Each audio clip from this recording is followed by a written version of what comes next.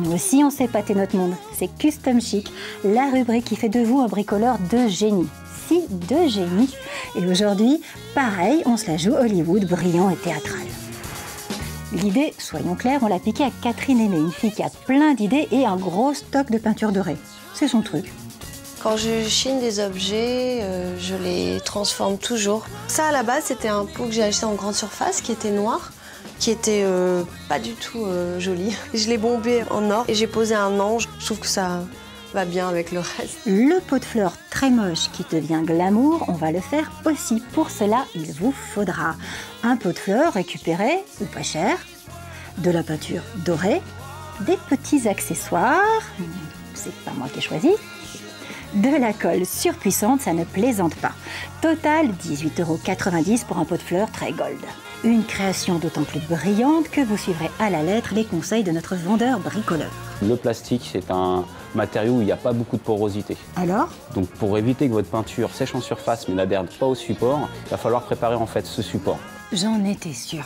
Donc matifier en ponçant au papier de verre et dégraisser à l'acétone.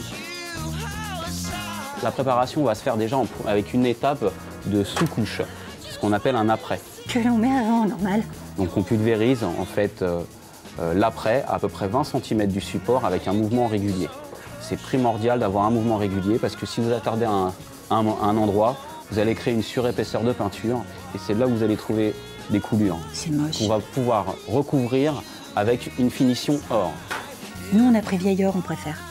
La technique au niveau de l'application, c'est la même chose, à peu près 20 cm du support et en faisant un mouvement régulier. Sinon, il y a coulure. Si vraiment on a fait des petites erreurs, on a des petites coulures, on peut rectifier en faisant un égrenage avec un petit coup de papier de verre très fin. Ça retirera la surépaisseur. Et du doré, on peut en mettre partout. On peut réaliser toutes ces finitions sur n'importe quel type de support. Il faut savoir qu'il existe au moins une dizaine de sous-couches. Vous avez des préparations adaptées à votre support. Pot en terre ou en fer, on peut tout faire, donc même ça. Voilà, si vous avez manqué le début, les explications, c'est facile, le récap, c'est sur Internet.